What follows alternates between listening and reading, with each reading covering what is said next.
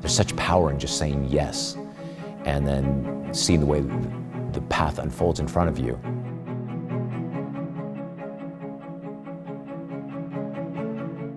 What I loved about the invitation was that this is the kind of thing that never gets spoken about, especially amongst artists. We never talk about the business of what we do.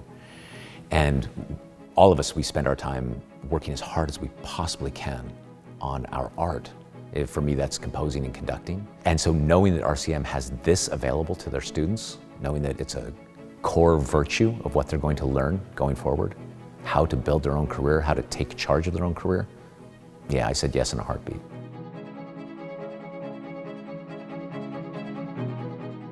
I'd love to talk to them about social media. I think everybody's trying to figure out, do they need a social media presence? How do you build one? Then I'd like to talk to the composers about the business of composition, rights and royalties, and how to navigate that very complex world so that you can help yourself build a career and have more power over your own catalog. And then finally, I'd love to just come in and one time do a talk about just pure art and my philosophies on music. There's the movie version and then there's the real version. So the movie version is the first day that I heard the Mozart Requiem and I was singing it. I was 18 years old. I've never been more enthralled or more passionate about anything in my life. I've been awakened. That's the movie version, and it's true. The real version is I started writing pieces. I was 21 years old when I wrote my first piece. It got published. I went to my master's degree. I got to Los Angeles when I was 28 years old and I realized I have to make this work. If this is the life that I want, then I have to figure out a way to make it be my professional life as well. And that's the day that I really became a composer, is the day that I decided, okay, I'm doing this for real. I think especially in the beginning of your career is just to say yes to almost anything and just see where it all goes, where it unfolds.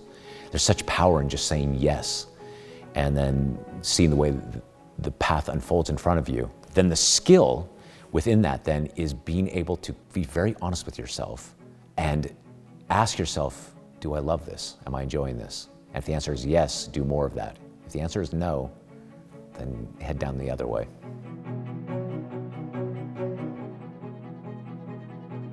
Ultimately, I think entrepreneurship is important for musicians because there's no real career path.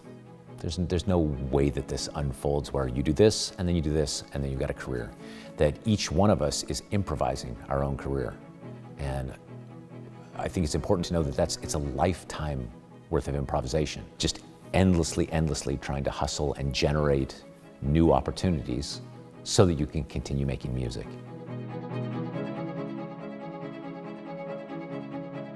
For every success I've had, there's been 1,000 things that didn't work. Either emails I sent or meetings I've taken or ideas I had for pieces or things that I wrote that I hoped would do a thing that didn't do that thing, or it's just, there's endless versions of things that didn't work. What I've discovered actually is the failure bit is the juice of it. It's actually the reason to do it. Because not only from a career point of view does a failure teach you, that you learn, okay, this works, this doesn't work. This works, this doesn't work. It also steels you against the idea of failure. I think when I first started off, I didn't want to fear. I didn't want to expose that about myself, the imperfection. And now I realize actually just running straight into a wall has great benefits, and so I embrace that over and over and over. The motto that I always have in my mind is fail big, fail often. It's also just a more interesting way to live. Who wants to live all perfect and get it right every time? It's really nice to have some colossal wipeouts.